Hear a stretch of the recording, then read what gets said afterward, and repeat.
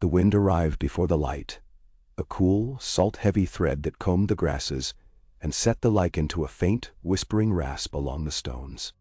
Luke sat cross-legged on the lip of a worn step cut into the ridge, his palms resting open on his knees, the moisture beading on his skin and collecting at the creases of his knuckles.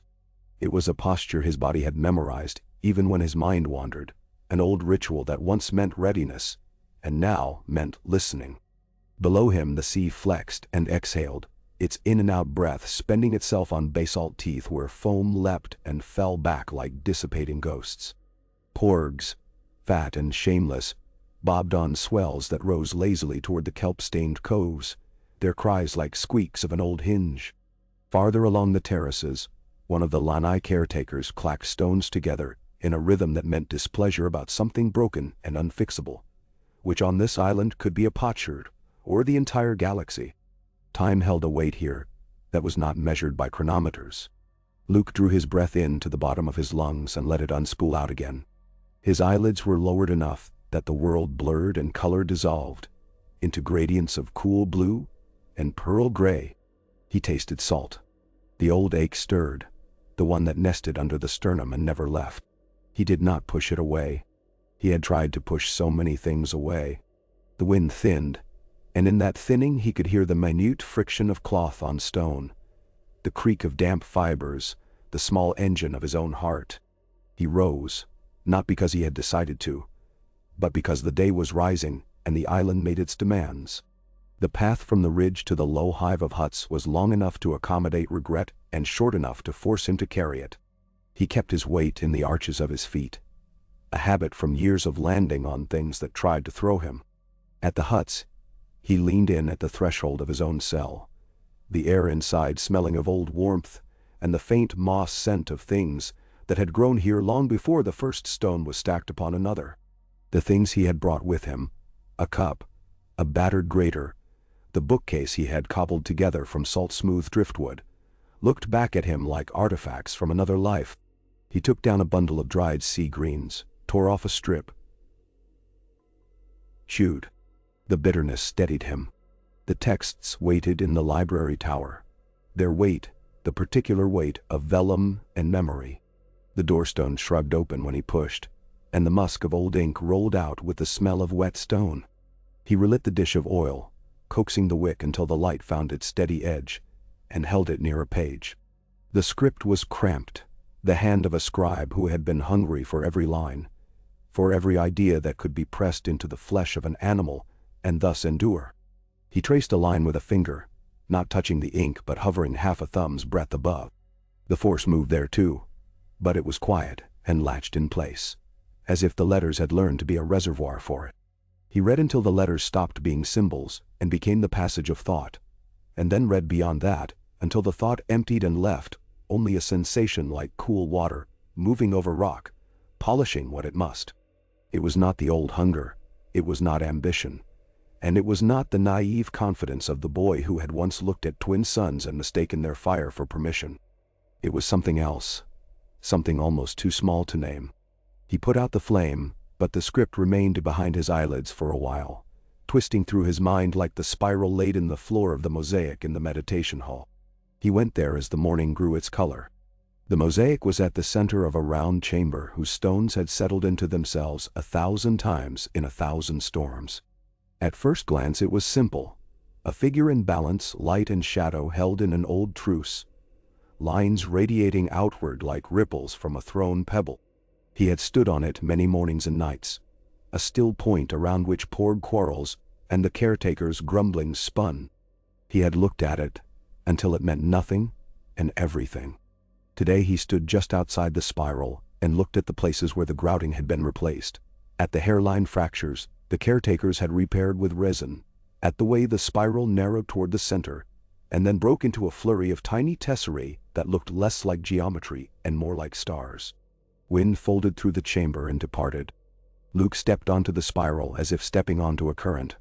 Something in him leaned forward, the way the body does when a boat lifts under it. He walked the curve, feet finding the warm cold texture of stone that had been sunlit and shaded in a rhythm as old as the pitted dome overhead. When he reached the center, he did not sit. He stood, And he closed his eyes, and he held the idea that had come to him while the scripts whispered through him. Not the Force as a power, not as a weapon to be sheathed or unsheathed, but as a listening. He lowered his breath, let the diaphragm soften, allowed the old training to fade like a song that has been sung too many times, and that you can now finally hear beneath. There, at the edge of that silence, he felt it. A seam. It was at his feet, and not at his feet. Under the mosaic, and somehow also above it, a faint line where two kinds of quiet met. He had felt seams before. The way the wind changed across the face of a desert dune. The way the water went from surface chop to the slow pull of a deep current. But never in a stone, never in a place that had seemed stubbornly finished. He did not move. He did not reach down. He merely kept his attention there as if he were keeping watch over a small sleeping animal that would startle if looked at too directly. The seam held. The chamber breathed. Below, the sea threw itself at the island with enough force to shake a few grains of mortar. Free. Somewhere, a porg dropped something it should not have had. Luke let his hands hang loose at his sides. A name he had not spoken in years rose unbidden, not on his tongue but in his chest. Ben. He did nothing with it. He knew now, at least some of what he could not be trusted to do. Another breath. He allowed his toes to shift forward within his boots until one boot's edge kissed the center chip of stone, and the seam, if it was a seam, widened. No, not a widening. The texture of it changed, like a chord gaining harmonics. The mosaic stars stopped pretending to be stone and became a map he could not read, and a song he could not hum and still, unmistakably, an invitation. He remembered a boy his age who had once placed a blast shield over his eyes and trusted the Force enough to allow the blind to see. He remembered a man in a swamp who had lifted a ship from mud, not to prove a point but to prove to himself that the point existed. He remembered standing in a corridor on a station where everything smelled like fear and oil, and the hard, clean edges of new metal, breathing and breathing while death streaked past on invisible tides. The seam thrummed like a wire plucked by an invisible hand. Luke lifted his boot and stepped forward. Stone accepted him. Nothing opened beneath him in the mundane sense. No trapdoor groaned, no slab slid. Rather, the world tilted a degree that had never been possible before, and the chamber's roundness was no longer roundness, but the small circle that describes a whole. His balance did not shift, but the narrative that his senses were telling him rearranged its words. He felt it in the teeth. The way you feel a thunderhead before lightning finds you. A chill climbed his forearms. He could have stepped back, except that there was no back, only a kind of forward in place. He reached down, gently cupped the air over the center chip with his right hand, and let his awareness travel through skin and callus and bone to the empty space above stone. A second seam joined the first, like two strands of a rope twining. Between them, something as thin as the inside of a breath, and as wide as the gulf between stars unfolded. Though there was no unfolding, it was a simple change of listening. He did not try to shape it. The things he had tried to shape lay in Ahch.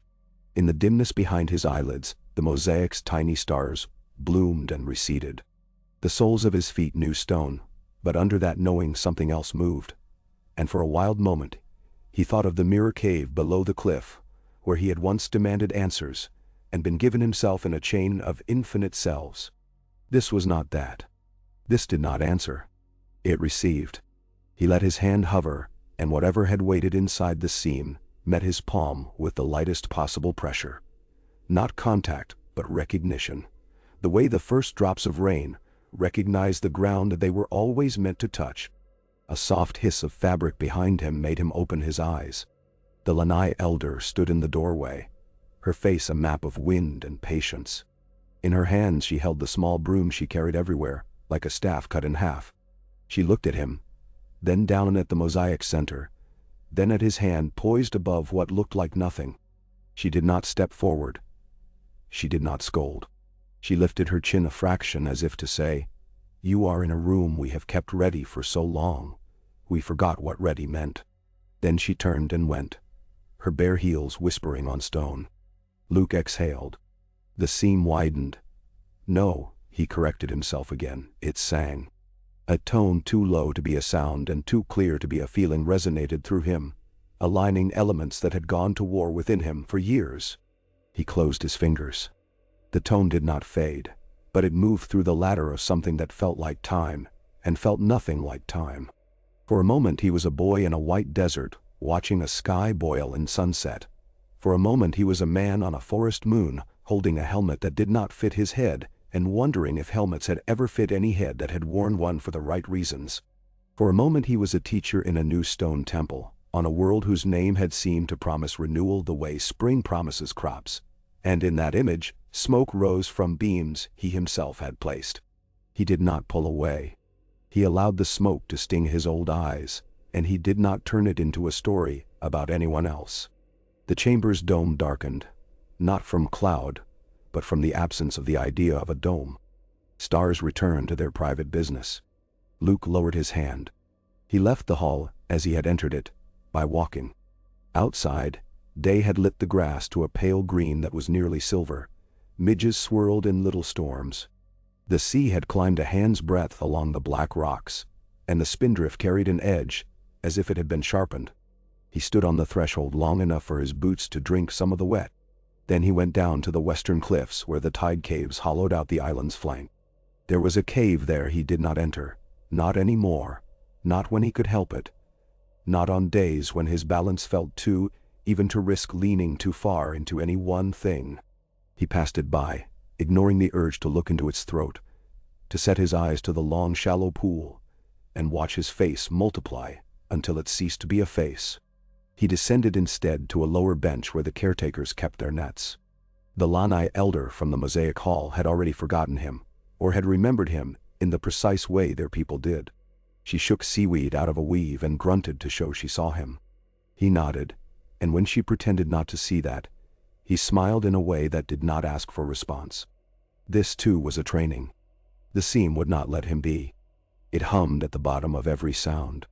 He could feel it in the strike of hook against bar, in the slap of water on kelp. A small wheeled memory rolled through him, an old man's counsel about the living force. Not the cosmic abstraction that could be diagrammed in tomes, but the present, the breath, the heartbeat, the layer of meaning that draws a fish to a hook, and takes a man's hand away from a weapon at the last second because the hand does not want that future. For a moment, he thought he smelled the green wet of a swamp that had never existed anywhere near this sea.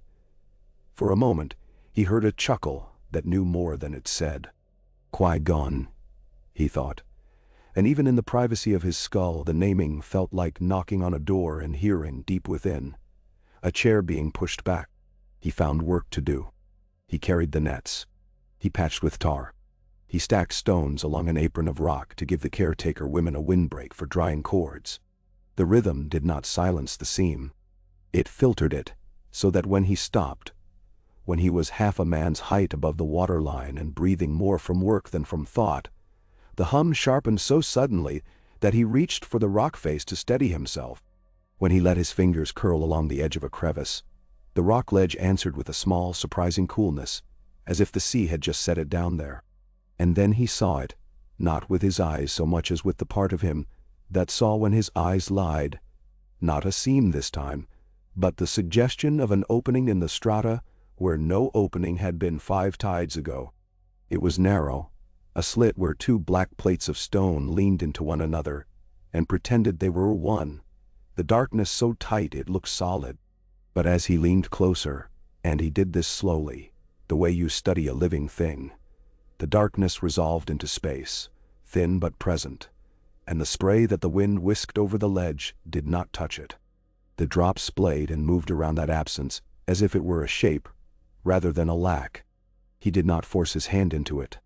He eased his fingers along the stone, listening with skin. The coolness deepened, and with it came that hum, the particular hum he had felt under the mosaic. It was the same tone, the same resonance, but carrying a new overtone, like hearing a familiar voice speaking in a language you learned long ago and then forgot you knew. He looked back along the bench. The caretakers had gone around the bend, their chatter washed thin by distance. He tasted the pocket of silence, as you taste the space where a missing tooth used to be, and know the tongue will find it always. He drew his hand back. He sat. He watched the slit until the slit watched him back. And in that patient exchange, he felt the old lesson rising again. Not command, not capture, attend.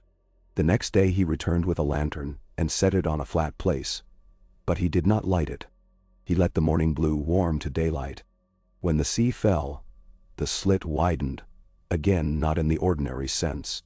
The slack tide softened the noise of water, and in the lessening noise other noises spoke up. The wing beats of small birds, the tick of cooling stone, the far bark of something that lived on another stack.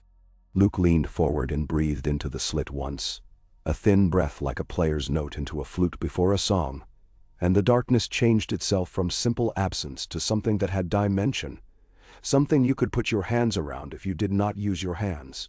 He stood with the composure of a tree. He let the hum carry him, or rather he allowed himself to be as unresisting as a plank on a tide, and in that permissiveness, a thing that would once have shame-burned him. He found a sturdier kind of strength than he had possessed when he thought strength was a lightsaber held at face height, in a guard he had learned from a master who had been a ghost and a man. The slit was no doorway in the way doors had served him in ships and cities. It was more like a weakness in the weave of a fabric where your finger, if allowed, might tease threads aside without breaking them. So he allowed. And when the fabric parted, he did not step so much as lean. The island remained where the island had always been. The sea did not go away. The porgs continued their squabbles, the caretakers their long, low humor. The galaxy spun. But something in the alignment of everything shifted on its axis, and within that shift, Luke found a corridor that was not a corridor.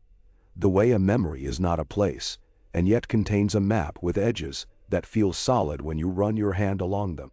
He could not have described it to anyone who had not stood where he stood. But he could have put your hand where his hand was, and the hand would have recognized it. The hum rose and fell, and in that rise and fall was a cadence older than the ruined temple stones on the highest hill. Older than the first person who had felt the force without naming it. He let himself lean farther. He did not fall, and he did not walk. But distance altered, and the cliff face rearranged itself around a void that had nothing to do with vacancy. It would have been simple to call it a tunnel of stars, because stars were what a mind trained by night skies named, whenever brilliance gathered in the dark. But stars were only the nearest words, and the corridor refused to be made smaller by labels. Lines of light spread out in all directions, each a path with a rhythm like breath. Each a promise that was not a promise, intersections braided like nerves, arcs bent through arcs, not touching, and still a mutual influence spilled among them. He had once flown between pillars of rocket speeds his body had never agreed to, and trusted his hands to remember routes they had not known they knew. The feeling was kin to that, except that this navigation wanted no hands on sticks, no engine at the back thrusting, no calculations in a computer that could tell you where your flank would be 2 seconds hence if you refused to change your mind. He heard voices. He did not hear words. He let them wash through him, and out of the wash rose contours. A corridor opened on a white desert with a sky crowded by a planet so near it appeared to peek over a horizon. Another corridor's mouth bloomed with the oil and ozone smell of a hangar, where hundreds of boots had marked single lines of travel. Another offered forest light that had learned how to fall through leaves in a way that made even grief feel brief. He kept himself in the quiet of his spine and watched. When he did move, it was less than the breadth of a breath. He shifted his attention toward a line that felt like a cool current running under warmer water. It drew him without insistence, and when it opened, it did not open outward so much as inward, into memory and outward, beyond all things he had experienced. Both directions, the same direction. In the wideness of that arithmetic, a scene came to him. At first it was the sound, a low boom of thunder on a world that had no storm. The gloom parted around the corners of a stone edifice whose geometry had wanted to last forever. Sky traffic buzzed, but the city did not look up, because the city had learned not to look up, or had forgotten how. He tasted cold metal and sterile air. A name rose with its own gravity, Coruscant. He had stood there once on a balcony with a man who would become his pupil, and then his wound. He had believed then that new stones meant new foundations. The corridor offered him a view down into those days. He declined to step through. The hum approved silently. He turned, very slightly, toward a narrower thread. He knew it before it took form, because his body knew it. The narrowness became a catwalk suspended over mist, yellow lights winking through the vapor like the eyes of sleeping animals. The sound receded into a hiss and a thrum, and the hush between strikes of metal held the shape of a duel even before he saw the figures. He could have stood there until the weight of the mist sank him. His right hand remembered the phantom pressure of a saber haft. He breathed, and time stood with him. The corridor had not tricked him. It had simply brought him within the scent of a moment he knew as he knew the lines of his own palm. Love and terror had braided there, and a revelation had torn them apart and tied them off again with a knot that had bruised his ribs from inside. He did not step. He bowed his head, not to the scene but to the self that had lived it, and to the self that had survived it. He shifted again, and the forest moon stepped forward, green as relief, the high fire bright enough that its warmth felt like a hand on the face. Joy had a sound there, and the sound was of small things set down, of helmets removed, of breath taken after years of holding breath. He wanted to step into that corridor, if only to sit in the shadow of a walkway, and listen to laughter that had not had the strength to exist an hour before. He stayed where he was. The hum wove its patient thread. And then, as if called, not by him but by the truth that he too was called, a corridor presented itself that was neither past nor future, and yet contained both. The world on the other side resembled no world he had walked, and yet his feet knew its stones. A temple, but not a temple. A place of learning, but with no room for names. In its chamber, a mosaic not unlike the one on Ahch waited, a spiral drawn with a hand that had learned from the same teacher who had taught the stones under his own boots. In the center of that spiral, a doorway stood. Not a door. A doorway.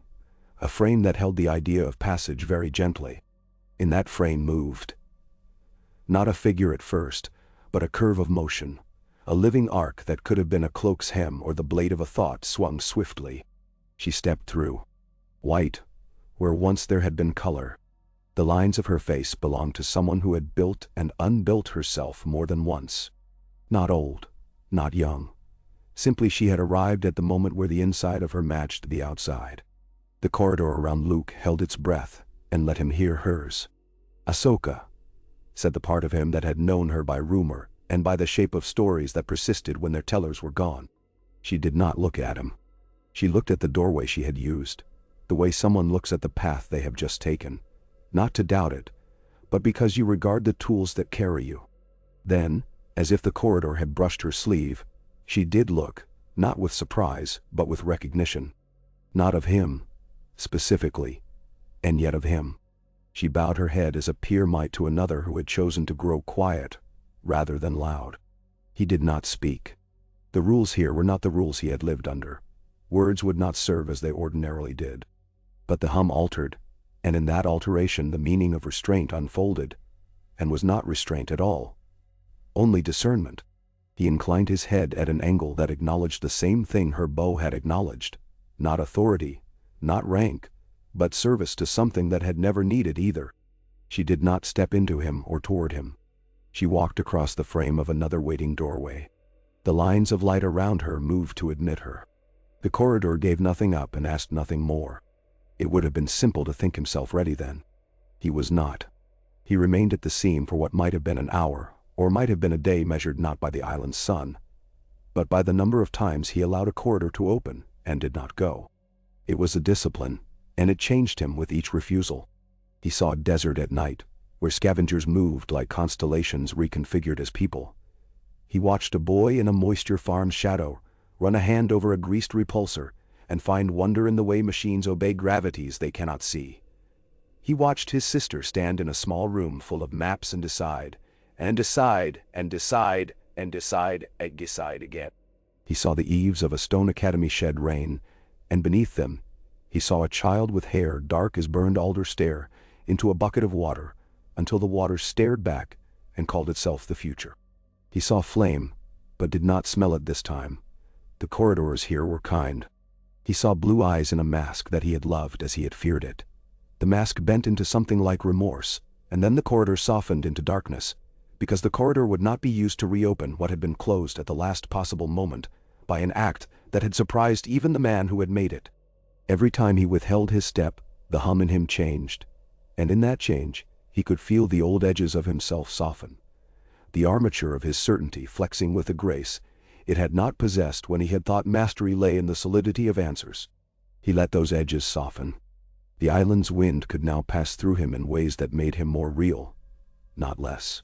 He was not made of stone. He was not made of ash. He was, as he had always been, a man doing his best to become a better listener than he had been the day before. The seam did not remain a slit. It found another place to express itself. He could feel it under the mosaic and on the cliff.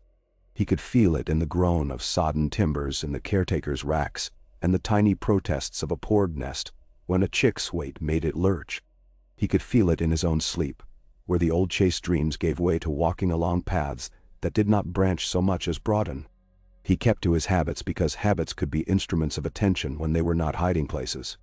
He rose before dawn. He carried water. He read by oil. He did not touch the saber that lay wrapped in cloth where an earlier Luke might have needed it to feel real. He watched a storm come and go. He mended a tear in a caretaker's cloak and tested the repair against the wind. He did not count days. When he returned to the mosaic hall, the seam wasted no time in waiting. He stepped to the center with the caution of someone approaching a sleeping animal that only looks asleep. He looked up into the shallow dome whose soot stains had been polished to the soft shine of patient labor. He looked down. He did not kneel. He brought his palms together and let them fall apart, and then together again, a motion that could have been prayer, if prayer were a kind of listening. The seam thrummed. He placed his right foot so that the ball of it rested on the middle star, and let his weight shift into the arch. Something in the geometry answered, as if the pattern itself had a memory of the way feet bore decisions long enough for the head to come along. The corridor unfurled at a tilt this time, a slant that made him think of the descent of a ship toward an atmosphere, and the long, careful calculation of heat and angle you perform to keep your hull from becoming your coffin. He let his breath slow. The hum braided through him just as the air braided through a ship's nose when you asked it to become a partner instead of an obstacle. The corridor's light kept its distance, respectful, as a good teacher keeps his hands behind his back while a student tries to make muscle and thought agree. He did not choose the corridor that opened. If anything, it chose him. But chose is too coarse a word. It greeted him. The greeting contained warmth and sorrow. It contained the exhale that happens later, when you have already done what you could not help doing, and are discovering whether your heart can accept the cost. He was not afraid. He had been afraid before. He knew its shapes. This was something else. He let himself be carried a hand's breadth farther, and then he was standing, not standing, within sight of his temple, whole and not whole. Rain threaded from a roofline he had designed with an arrogance that had wanted to protect children from weather and from the world. Torches hammered yellow light against gray. In the training yard, boys and girls moved like notes on a scale they had not yet learned the meaning of.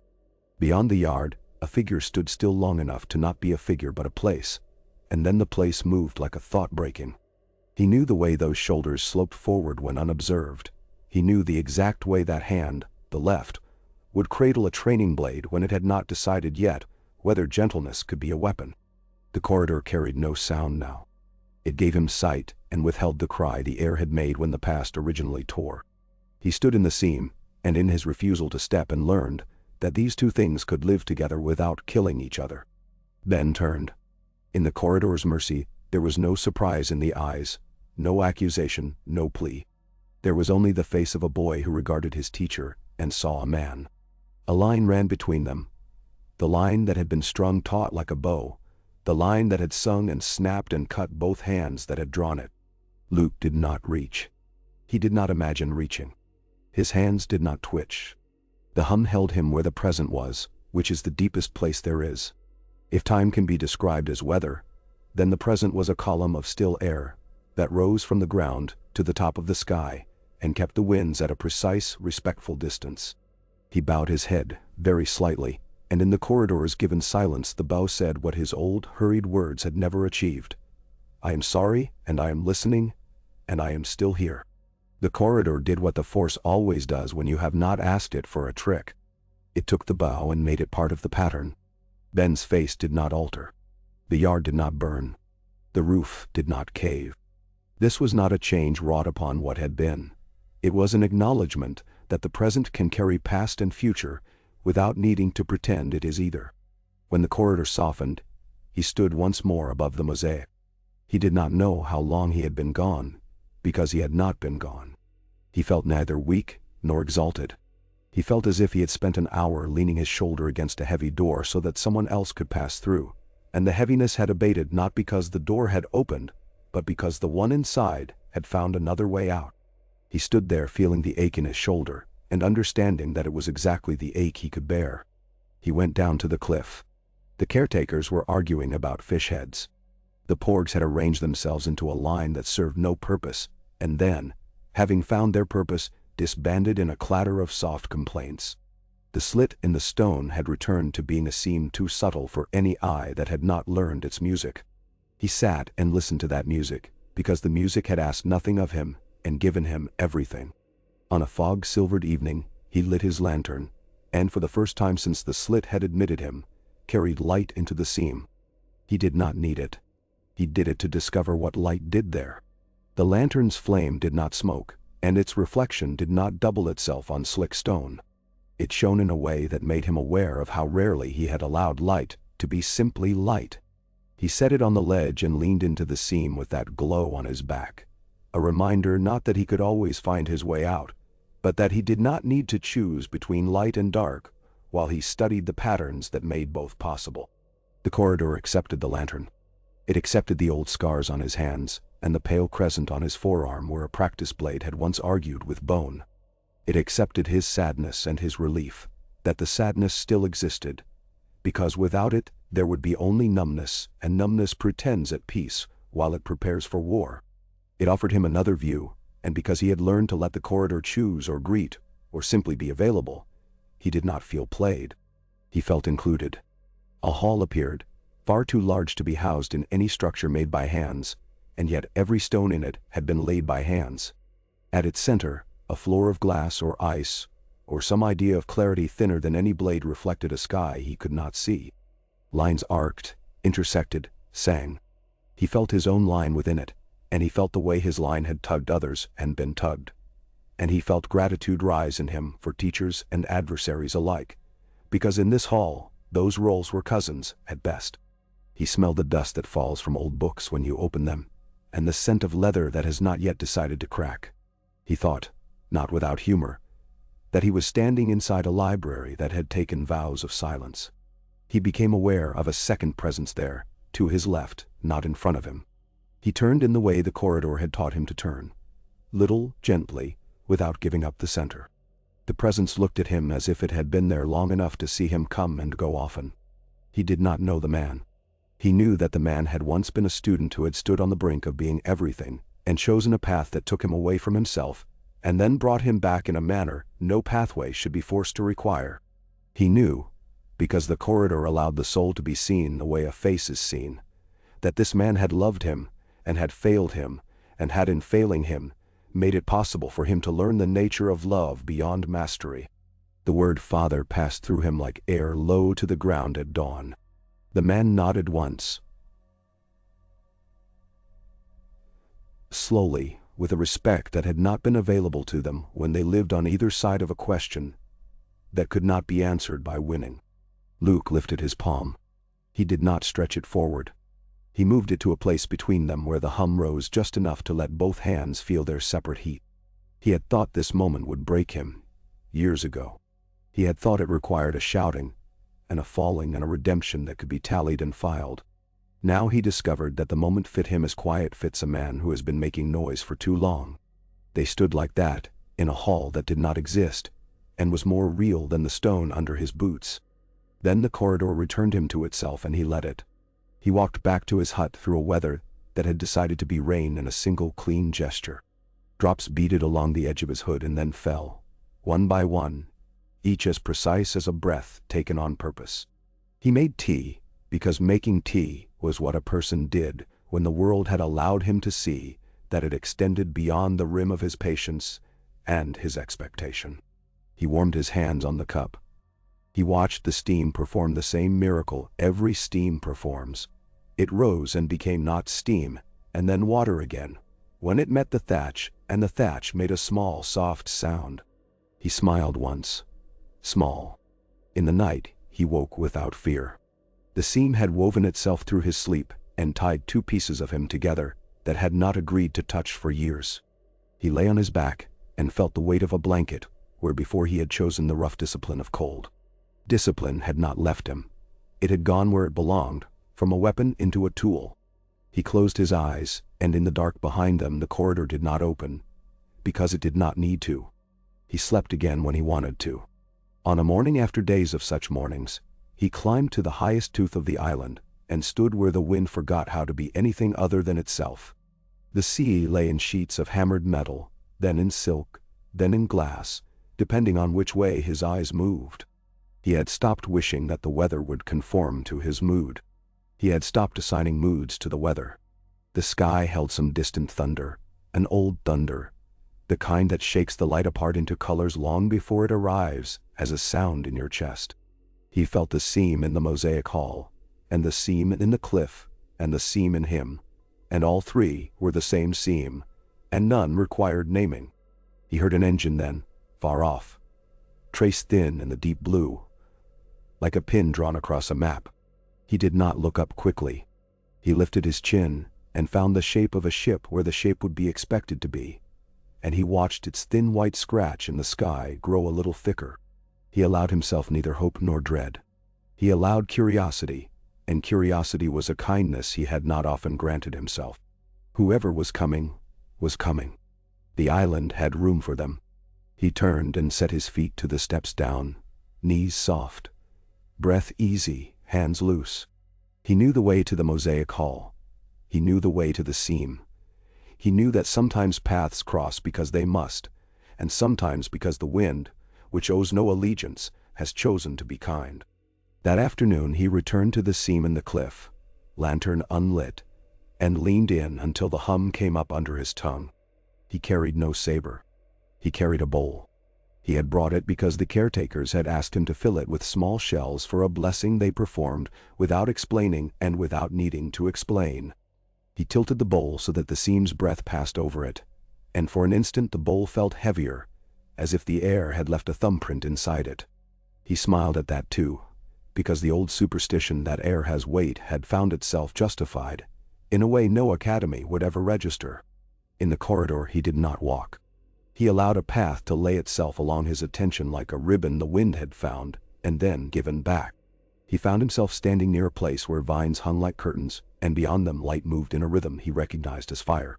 He watched and allowed the knowledge of what had happened beyond those vines to join the other knowledge he carried, and made no attempt to turn knowledge into medicine. Medicine was what people who thought they were doctors offered to people who needed to learn how to breathe. He breathed. The voice came then, not a word, not language, but the shape of someone addressing him without asking him to do anything. It had been a long time since anyone had spoken to him in that precise way. He turned a fraction, and the corridor's light accepted that turn and revealed, there, not a man and not a ghost, but the particular stillness that had once stood in front of young learners, and taught them to feel where their feet were before deciding where their hands should go. The memory in him had already named it. Qui-Gon, he thought again, and the stillness inclined, the way a tree inclines in a wind that has learned the tree's name. No counsel followed because counsel was not always the mercy it pretends to be.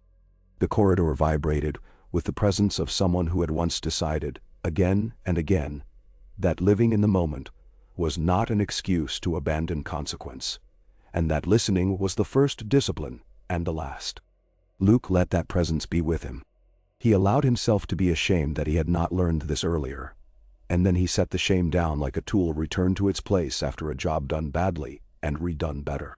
He did not speak to the stillness. He did not ask the question that had hounded him through years and storms. Why did I fail? The corridor altered the question by throwing away the word I and the word fail, until only the thing remained. A boy, a man, a night, a roofline, a blade, a breath held too long, and then released as if release itself were a weapon. He stood there with that thing the way he had once stood in front of a fire, palms extended to gather heat that belongs to no one and to everything. The stillness that was Qui-Gon's legacy accepted the honesty, and left him more room than he had been prepared to hold. When the shape thinned, when the corridor returned to its patient geometry, Luke withdrew. He found himself once more on the stone ledge with the bowl and the unlit lantern. His knees damp, his hands smelling like salt and old tar. He filled the bowl with shells that had a chalky, pleasant clack in their coming together. He climbed to the caretaker village. He handed the bowl to the elder without explanation. She nodded without question. The blessing performed itself, and whatever it had done to the breeze, or the porgs, or the tension in the caretaker's shoulders, was none of his business, and entirely his business, in all the ways that matter when you live where you live. He ate with them that night, a simple stew whose flavor improved because he had not tried to name it before he tasted it. He slept and dreamed not of fire and not of corridors, but of rain.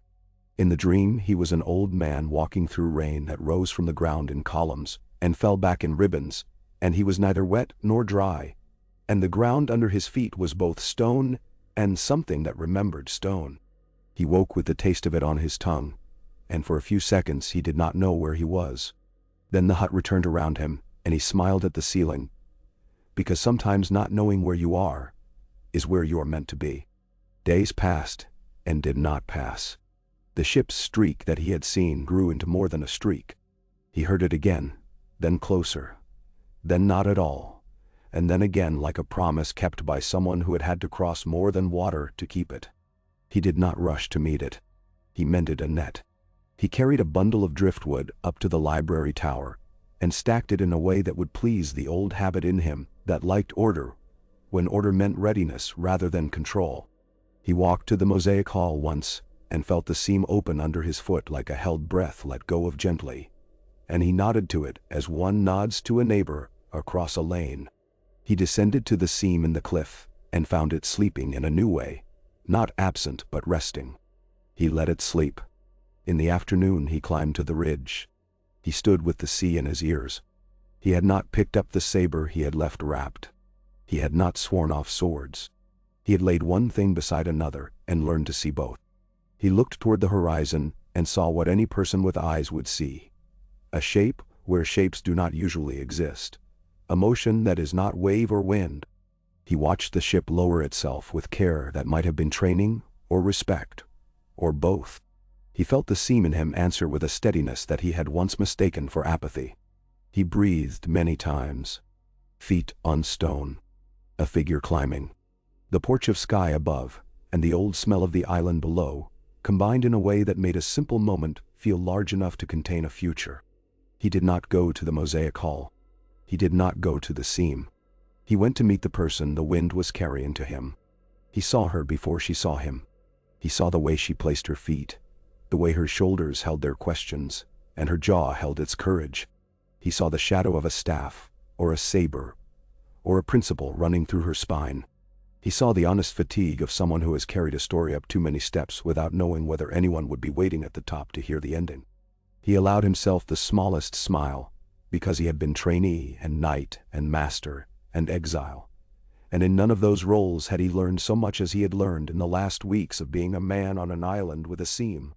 He did not say her name because he did not know it, and because the seam had taught him that naming is a delicate business. He waited. She came within the respectful distance that people who need help and do not know whether they will be refused instinctively leave between themselves and those they ask. She tried to find words because words are also a kind of tool. The wind performed its one trick. It carried sound away and brought it back brighter. The porg settled.